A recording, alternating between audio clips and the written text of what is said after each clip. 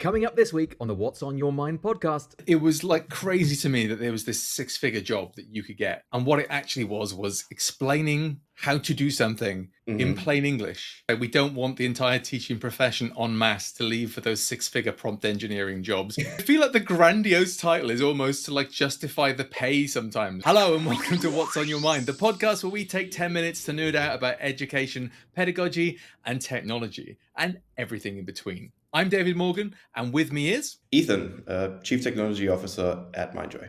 At Mindjoy, we built a platform that allows you to use AI tutor bots in your classroom to really get to grips with what AI is good with. And we're all a bunch of nerds here, so let's talk some proper nerdy stuff today, Ethan. And I've been a little bit spicy in my blog posts again. And this week, I've released one which was all about how prompt engineering is a bit of a scary term, but actually isn't a scary thing. And we were actually talking about this beforehand, weren't we? Yeah, it came up just, I think, in conversation, what are the sort of trade-offs of a term that has engineering in it? It can be both exciting, but also kind of scary because it has a sort of relationship with mathematics and you like thinking coding, which is cool, but it can also be daunting. So yeah, it's definitely an interesting area. Well, I really think it was always fascinating to me. When I worked at Replit and prompt engineering was just getting started, what that actually was, and it was like crazy to me that there was this six-figure job that you could get, and what it actually was explaining how to do something in plain English. But I feel like the grandiose title is almost to like justify the pay sometimes, or like the fact it was a new cutting edge thing. But I've said this a lot. I think teachers, that's what we do for a living. We explain things to people. So I don't think people need to be as scared of it as they are. I agree. And I think it's interesting when it has a title like that. It's sort of, it does sound technical and like a whole new thing. But actually, teachers are really well positioned to be great prompt engineers because, like you say, you are experienced with explaining things in a simple way or explaining things that you get down to the real crux of the question. And that's actually kind of what prompt engineering is to a large degree. It's realizing that you have to sort of structure the information you're providing in a particular way. You have to sort of be very clear about the instructions you're giving to get a particular outcome. And you have to kind of be creative in the way that you explain things. And that's kind of very much what teachers do. I mean, if you explain something in one way and then find that the students don't grasp it, then you might frame it a different way. And that's kind of a similar process that you'd go through, kind of iterate on your explanation. So I really do think teachers are quite well positioned for it. You just have to sort of frame it in your own mind, like what you're actually doing. You're kind of just talking. Absolutely. And I mean, I'm not sure we could charge a six-figure salary for it if we called it just talking to the AI and telling it what to do. Not as grandiose, is it? But I think I think your concept about iteration there is really important. When we do workshops with the tutors, I'm always going, okay, we'll try this prompt. We'll pretend to be a student and we'll do something silly. Oh, that's a behavior that I don't want. So I'll change my explanation to be a bit closer to what I want it to happen. And the explanations get quite long because we don't have to worry about the tutor. We don't have to worry about how much information they can store in their brain at any one time really anymore. I mean, back in the old days when there was a small amount of tokens that we could put in, maybe that was more the case. But nowadays, it's a bit more, like the context window is quite big. And I suppose we can liken the context window to the short-term memory of a student.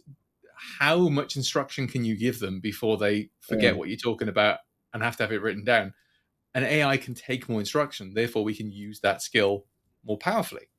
Absolutely. And I think you see this when you're actually trying to apply sort of iteration on a prompt where you see some sort of behavior that you're not expecting from the AI tutor. And you're kind of thinking, okay, why is that the case? And you go look at the prompt and you actually find you've got conflicting instructions in there. And you realize, I've actually made this very confusing. If I were to give this, to a class, they would also be like, well, that doesn't make sense. So there's a very human element to it as well, in some sense. It's just kind of use the same principles that you would normally apply in sort of creating simple explanations. This is very similar. One of the ideas that I think about a lot when I'm sort of writing a prompt is the sort of heuristic of recursive knowledge. So when you know stuff, you know things that potentially you're trying to explain to somebody else and they don't know them, it's sometimes very easy to forget that you know them. You almost can't forget it. That's the curse. And so you actually have to be very deliberate about, okay, well, if I was in that position, how do I explain it in a way that I don't have this information? Like, what would I need to know? Oh, I'd actually need to know that context. I need to know this. And then I need to sort of structure that in a way that makes sense. So I often liken it to sort of, it's a bit like journalism or something where you're trying to like craft a narrative or tell a story. You've got to understand what your audience knows and doesn't know, and then kind of sort of use that. I think most of us, like as we've learned to teach in our first few months of teaching, we have that curse of knowledge. And mine, for me, it was not realizing that students didn't know how to debug code, because it was just a part of my everyday. Right. Debugging was just like coding for me. And the first couple of lessons where I introduced coding concepts and students were like, I've done work, what can I do? And I really sort of went on a journey emotionally going, I don't understand why this is so hard for everyone. And then I just went, well, I know why now. I haven't taught them to debug anything. They've no idea what that Exactly. is. They don't know how to use print statements to see what the variables are as it executes. I need to teach that explicitly. And after I did, Yes. it all worked really, really well. Now, in saying that though, the example I like to give when we're talking to other teachers about how to do prompting, because it is quite daunting, isn't it? You've got that big window Mm. saying, what's your prompt? What do you want it to Yeah. do? And the Yeah. world is your oyster. It's like an infinite canvas. But what I say Mm. is, like, look, imagine that the AI is the most enthusiastic trainee teacher in the world. They've read all the books there is, they know everything, but they've never Mm. set foot in front of a class. So, how do you explain to this enthusiastic trainee teacher how to run the lesson, what sort of pedagogy to use, how they should Mm. answer questions? And I think that model is a different mental model, certainly, but I feel like Mm. it's a little better. Yeah, I really like that. I think sort of the thinking of the AI has all this knowledge. You just got to sort of explain how to utilize it and when to do so is kind of exactly right, because it is in the training data. The different pedagogical approaches that you could use, or different knowledge to pull from, you can just reference it. So it's really up to you to sort of guide it. But I can understand why that's daunting. I mean, it's an empty input, and then the reason why we have examples and lots of sort of a community section of our product is so that you can see how other teachers have done this, and what sort of different approaches are, because sometimes you just don't know what's possible, and you just haven't thought about it. And I've seen some really creative sort of usages of AI that I never would have thought of, and it's just really cool to see people doing that. Some of the most creative uses I've seen have been from people that you wouldn't normally expect to deliver like really creative pieces of technology. And it's the it's the teachers of drama, the teachers of English, the people that often aren't the first forerunners in the world of technology innovation and ed tech. They're the people that Right. are coming to the product, and because they can explain something, they have these Mm, wildly creative ideas. They don't know what the limitations are, and they just go boosh. mm, And because AI is this new technology that has far fewer limitations and is based on a language model, it does right.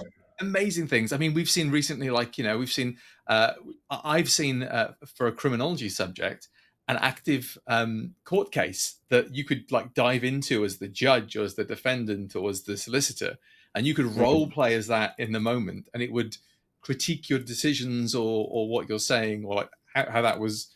That was just such a fascinating experience for me as somebody mm. interested in this stuff. But I can only imagine being a student in a classroom where you're like, yeah, you're the judge, jump in. That's half an hour of your time. Tell us what you learned. That seems like a lot of fun to me. Well, it's a lot of fun, but I think it's also really, really like practical and useful. Like simulations are an excellent way to, well, I mean, simulate real scenarios.